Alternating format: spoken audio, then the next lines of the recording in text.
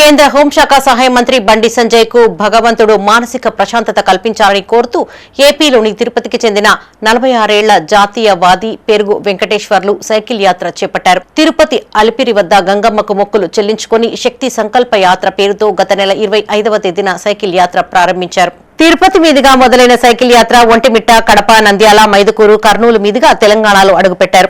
ఆలంపూర్ మీదుగా పెబ్బేరు, జడ్చెర్ల, బాలానగర్, షాద్నగర్, శంషాబాద్ మీదుగా హైదరాబాద్ చేరుకున్నారు. ప్రతిరోజు సగటున 85 కిలోమీటర్ల చొప్పున సైకిల్ తొక్కుకుంటూ హైదరాబాద్ కు చేరుకున్నారు. బంజారా హిల్స్ లోని కేంద్ర మంత్రి బండి సంజయ్ నివాసానికి చేరుకున్నారు. ఈ సందర్భంగా పెరుగు వెంకటేశ్వర్లను బండి సంజయ్ సాదరంగా ఆహ్వానించారు. అనంతరం వెంకటేశ్వర్లను శాలువాతో సన్మానించడంతో పాటు భోజన ఆతిథ్యం ఇచ్చారు. నేను తిరుపతిలో నివాసం ఉంటాను.